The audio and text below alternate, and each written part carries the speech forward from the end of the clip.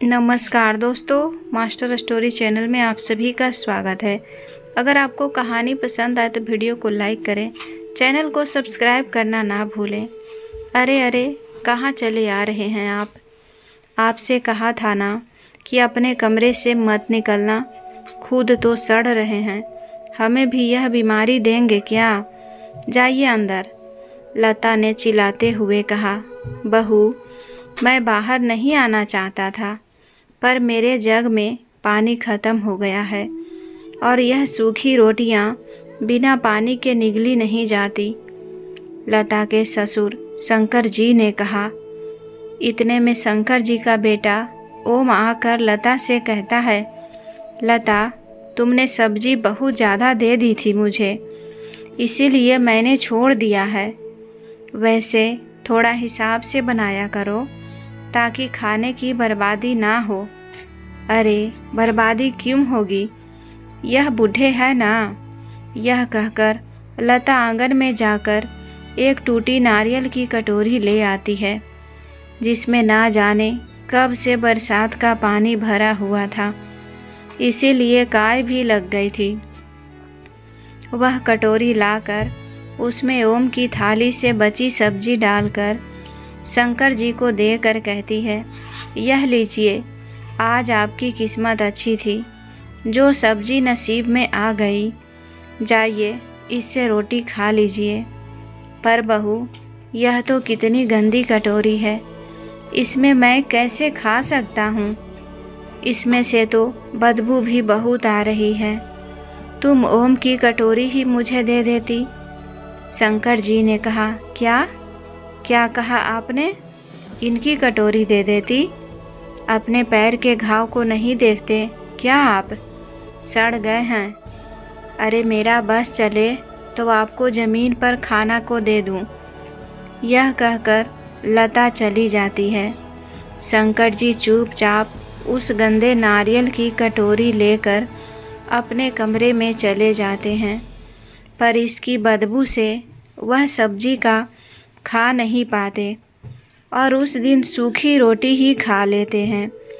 अगले दिन लता ओम से कहती है, सुनिए जी, अपने बाप का कुछ कीजिए, उनका वह घाव देखकर तो मुझे उल्टी आती है।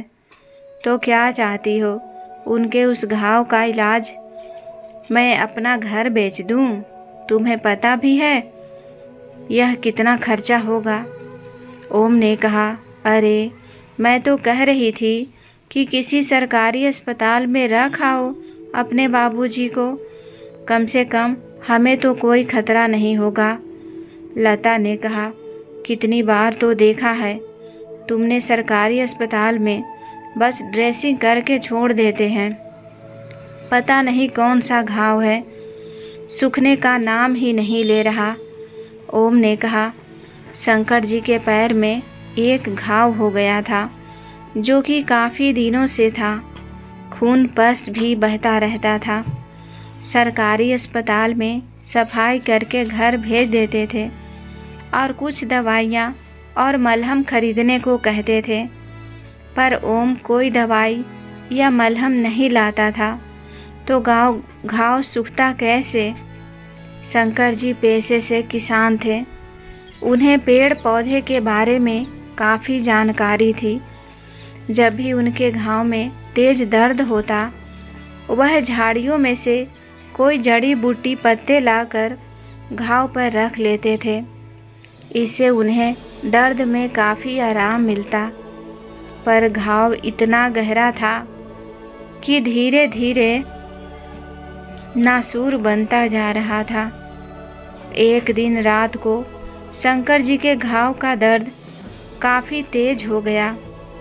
पहले तो वह काफ़ी देर तक सहन करते रहे, उन जड़ी बूटी पत्तों को भी लगाया, पर जब दर्द बढ़ता ही गया तो वह गए ओम को जगाने के लिए। बेटा, बहुत दर्द हो रहा है मुझे, अब बर्दाश्त नहीं हो रहा है। शंकर जी ने दरवाज़ा पीटते हुए कहा। वो इस बूढ़े को कभी चैन नहीं मिलता। फिर लता ने ओम को जगाते हुए कहा, उठिए ना, देखिए आपके बाप को क्या हो गया है। पता नहीं इतना क्यों चिल्ला रहा है, मरता भी नहीं है यह बुढ़ा। तुम सो जाओ चुपचाप, चिल्लाने दो उन्हें। इसके लिए अपनी नींद खराब करने की कोई ज़रूरत नहीं है। इनको तो कोई काम धाम नहीं है, पर हमें तो है ना, ओम ने कहा। इधर शंकर जी अपने दर्द से परेशान रसोई में जाकर थोड़ी हल्दी और बर्फ़ अपने घाव पर लगाने लगे। सुबह जब लता रसोई में देखती है हल्दी की डिब्बी खुली और बर्फ़ का ट्रे भी फ्रिज के बाहर पड़ा होता है, तो वह सीधे शंकर जी के कमरे में अपना मुंह ढक कर जाती है, तो देखती है कि शंकर जी के पैरों में हल्दी की पट्टी बंधी है। तो उसका खून खौल उठता है और वह कहने लगती है, बूढ़े तेरी हिम्मत कैसे हुई रसोई में जाकर वहाँ के सामानों को हाथ लगाने की। अब तो मुझे कोई फैसला करना ही पड़ेगा।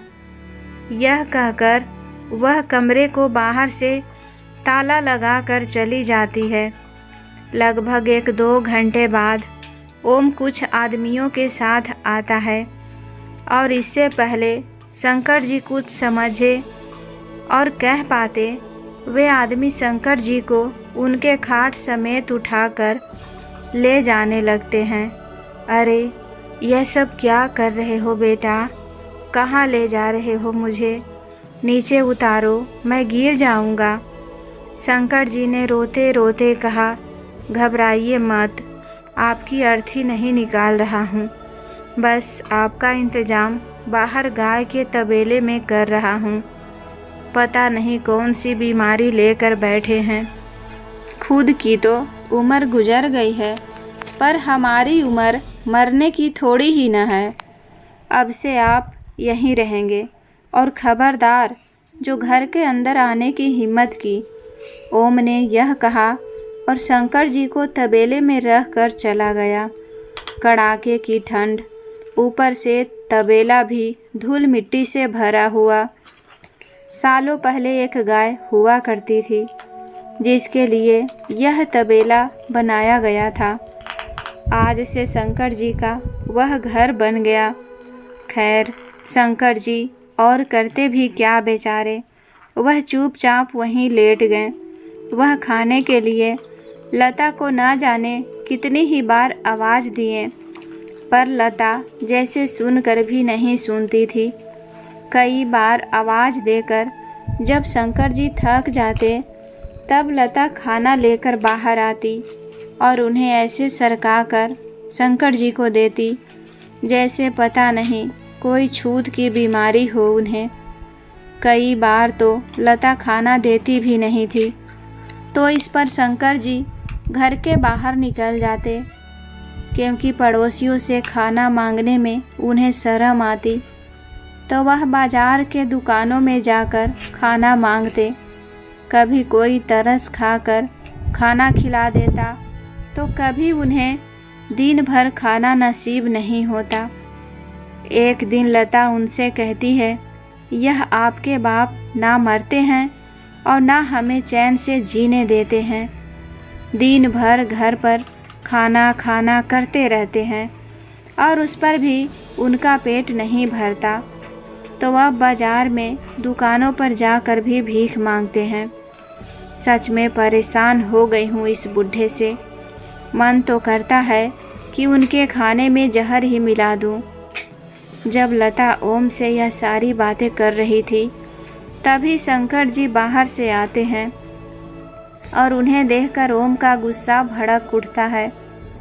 उसने अंदर आते ही अपने पिता को धक्के देकर घर से निकाल कर कहा, जाइए, जहां आपको खाना मिलता है वहीं रहने का इंतज़ाम भी कर लीजिए। अब यहां आने की कोई ज़रूरत नहीं है।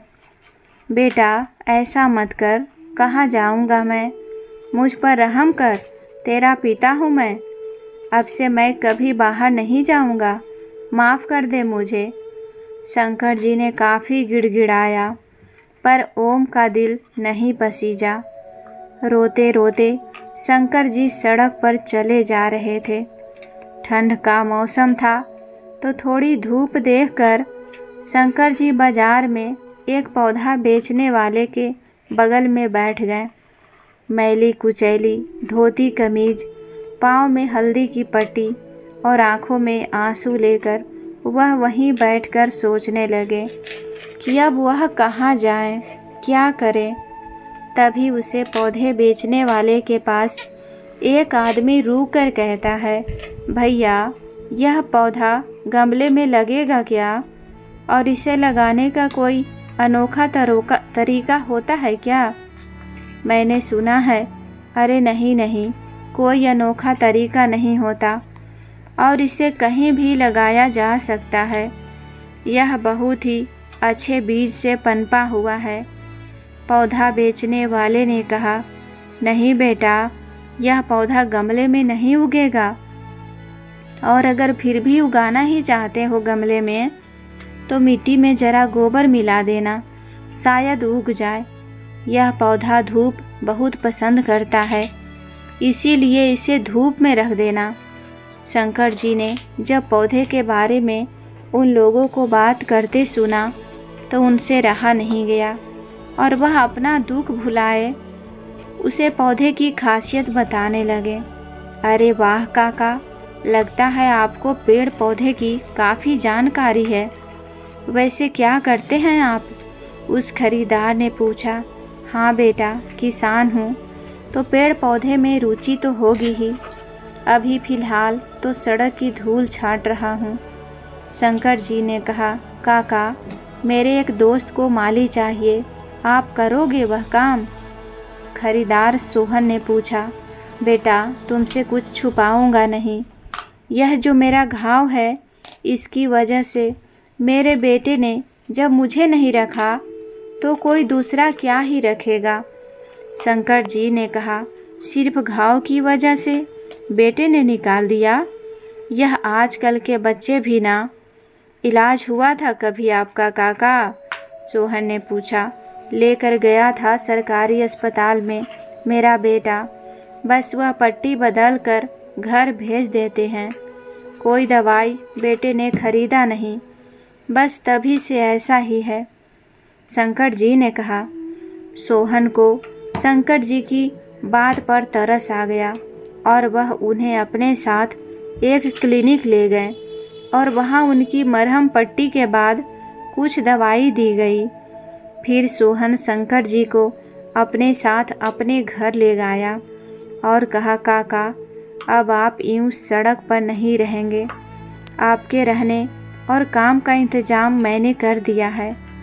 मैं चाहता हूँ आप आत्मसम्मान के साथ खुद के बलबूते पर जिए। लानत है ऐसे बच्चों पर जिन्हें अपने माता पिता की बिल्कुल भी कदर नहीं। काका आप काम तो कर लेंगे ना?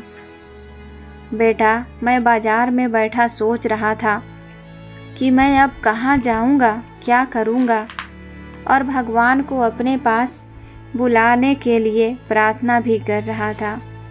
पर देखो भगवान ने मेरी प्रार्थना कैसे स्वीकार की। बेटा एक किसान कभी मेहनत से नहीं डरता और किसी पर बोझ बनकर रहने से खुद मेहनत करके जीना ज़्यादा पसंद होगा मुझे। शंकर जी ने कहा। शंकर जी के लगातार इलाज और दवाई से उनका घाव सूख गया और वह अब हष्ट पुष्ट भी दिखने लगे। फिर सोहन के साथ वह एक बड़े से घर में गए। देख यार किसे लाया हूँ अपने साथ, तुझे अपने बगीचे के लिए एक माली चाहिए था ना, वह यह है। सोहन ने अपने दोस्त प्रमोद से कहा। अच्छा आपको बागवानी अच्छे से तो आती है ना? वह क्या है ना, मुझे अपने बगीचे को हमेशा लहराता देखना अच्छा लगता है, पर क्या करूं, जिसे भी यहाँ रख कर जाता हूँ वह बस आराम और लापरवाही करता है। नतीजा मेरा बगीचा बंजर का बंजर ही पड़ा है। प्रमोद ने कहा, बेटा तुम यहाँ नहीं रहते हो क्या? शंकर जी ने पूछा, नहीं काका, मेरा दोस्त विदेश में रहता है। यह घर उसके पापा का है और अंकल को अपने इस घर और बगीचे से बड़ा प्यार था। यह यहाँ नहीं रहता, पर इस घर की देखभाल की जिम्मेदारी मेरी है। साफ सफाई, बागवानी, सब कुछ। पर मैं भी पूरे दिन तो यहाँ नहीं बैठ सकता ना। और इस बात का फ़ायदा यहाँ के सभी कर्मचारी उठाते हैं। कहते हैं यहाँ की मिट्टी सही नहीं है, जबकि अंकल के समय क्या रौनक हुआ करती थी इस बगीचे की। सोहन ने कहा, मैं तो फिर चला जाऊँगा, तो आपको यह जिम्मेदारी देकर जाना चाहता हूँ, क्योंकि सोहन को आप पर विश्वास है। तो मैं भी आपका काम देखना चाहूँगा और मैं साल में एक बार ही आ पाता हूँ, प्रमोद ने कहा। प्रमोद के जाने के बाद शंकर जी ने ना सिर्फ बागीचा बल्कि पूरे बंगले की काया पलट कर दी। उन्होंने उनके रहते किसी को भी लापरवाही करने की फुर्सत नहीं मिलती। दिन बीतते गए और बीत गया साल। जब प्रमोद अपने बंगले में वापस आया, उसे अपना बागीचा देखकर खुद की आंखों पर यकीन ही नहीं आया। उसने पहले बागीचे की फ़ोटो और वीडियो देखी थी, पर अपनी आंखों से देखकर वह ज़्यादा खुश था। प्रमोद का बेटा सैंडी ऐसी फुलवारी देखकर शंकर जी से कहता है, दादू, आपने यह सब कैसे किया? आपको पता है, आप अपने गार्डनिंग के तरीके अगर यूट्यूब पर बताएंगे, आप काफ़ी फेमस हो जाएंगे। अरे बेटा, मुझे कहाँ आता है यह सब। मैं तो बस मिट्टी, बीज, फूल, पेड़ पौधे के बारे में ही जानता हूँ और इसे करने में मुझे बहुत खुशी मिलती है। शंकर जी ने कहा, आप चिंता मत करो दादू, आपको अपना पसंदीदा काम ही करना है। बस वीडियो और चैनल तो मैं बनाऊंगा और आपको सिखा भी दूंगा। देखना, जब आपको लोग गार्डनिंग करते देखेंगे और सीखेंगे, आप कितने मशहूर हो जाएंगे। सैंडी ने कहा, सच में सैंडी। सैंडी ने शंकर जी का वीडियो और चैनल बनाया और सबकी आशा से बढ़कर शंकर जी कम समय में इतने चर्चित हो गए कि लोग अब उन्हें पहचानने लगे थे। उन्हें देश विदेश से फ़ोन आने लगे अपनी तकनीक बताने के लिए, क्योंकि उनके पेड़ पौधा, जड़ी बूटियां के बारे में भी ज़्यादा ही जानकारी थी। तो उस पर भी वह वीडियो बनाने लगे। अब शंकर जी के पास नाम, पैसा, सब कुछ था। तभी प्रमोद ने उनसे कहा, मेरा यह बंगला मैं बेचना तो नहीं चाहता था, पर इतनी दूर से इसका ध्यान रख पाना भी काफ़ी मुश्किल होता है।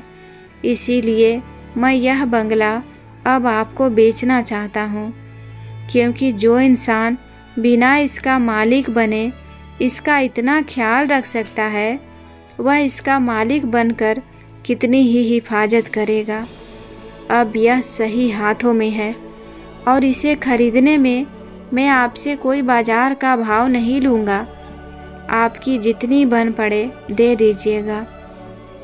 बेटा, जब मेरी मुश्किल घड़ी चल रही थी, तुमने मुझे बड़ा सहारा दिया और अब मुझ पर विश्वास कर अपने पिता के धरोहर दे रहे हो, तो मैं कैसे इसका वाजिब कीमत नहीं दूंगा, क्योंकि भगवान के दया से इस घर से ही मेरे रोजगार का साधन मिला है। तो यह मेरे लिए भी भाग्य लक्ष्मी है। तुम तो बस दूर जाकर भी इसे अपना ही घर समझना और इसके द्वार तुम्हारे लिए हमेशा ही खुले रहेंगे। शंकर जी ने कहा। प्रमोद के जाने के बाद शंकर जी ने उस घर के बचे हिस्से में भी बागवानी शुरू कर दी और जड़ी बूटी पेड़ पौधे लगाने लगे। साथ ही साथ उन्होंने एक नर्सरी भी खोल लिया, क्योंकि वह एक जाने माने हस्ती बन गए थे। तो उनकी नर्सरी में हमेशा ही भीड़ लगी होती थी। कुछ तो बस उनके साथ फ़ोटो खिंचवाने आते थे। एक दिन सुबह कुछ लोग ओम के घर का दरवाज़ा खटखटाते हैं। जैसे ही वह दरवाज़ा खोलता है, एक आदमी उनसे कहता है, यह घर खाली करने का नोटिस है। आपको 1 हफ्ते में यह घर खाली करना है। कौन है जो हमें हमारे घर से ही निकालेंगे? हम क्या कोई किराएदार हैं? यह हमारा घर है। लता ओम के पीछे से निकलती हुई बोली, देखिए, हम नहीं जानते।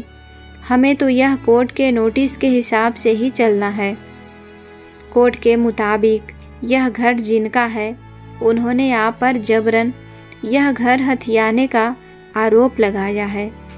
उस आदमी ने कहा, अरे जाओ जाओ, खूब समझता हूँ आजकल के फ्रॉड को। जिनका घर था वह तो सालों पहले गुजर चुके हैं। वह मेरे पिताजी थे। यह देखो उनकी तस्वीर।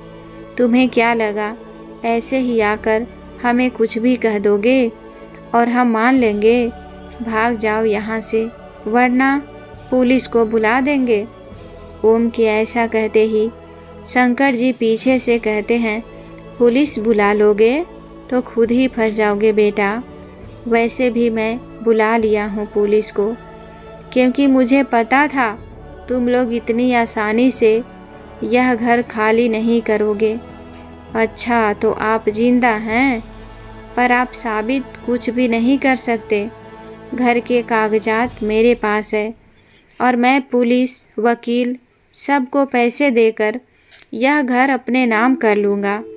अब आपके पास इतने पैसे तो है नहीं, तो आपका इतने सालों बाद आना बेकार ही जाएगा। ओम ने कहा, तब तक पुलिस आ जाती है।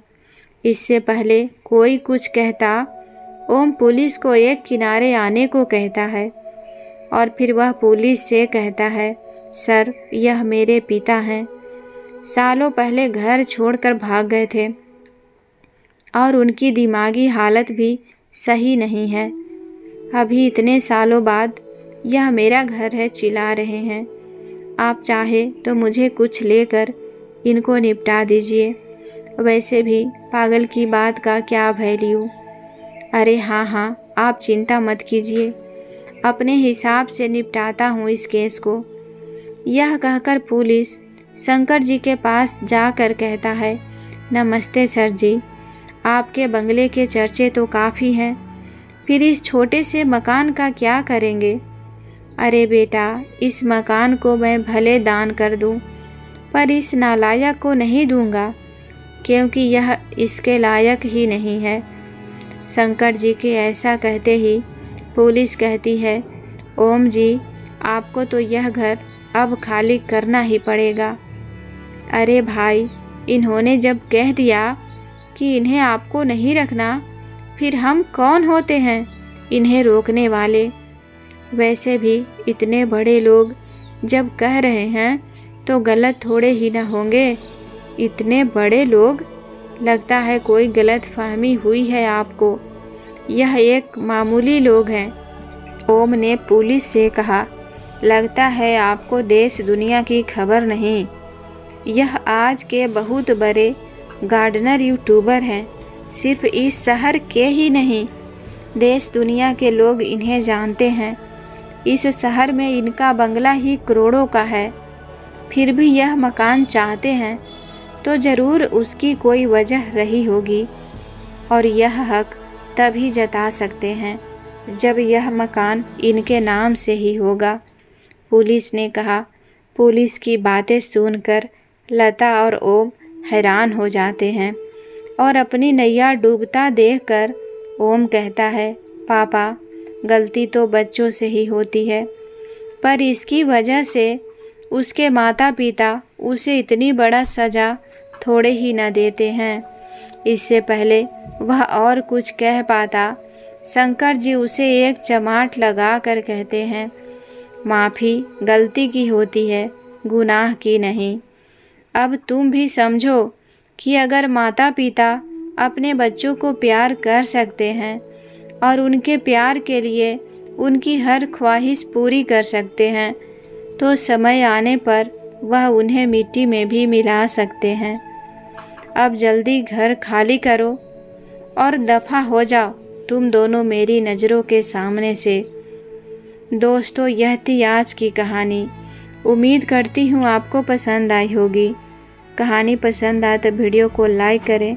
चैनल पर पहली बार आए हैं तो सब्सक्राइब करके बेल आइकन घंटी दबाना ना भूलें। कहानी को पूरा देखने और सुनने के लिए दिल से धन्यवाद।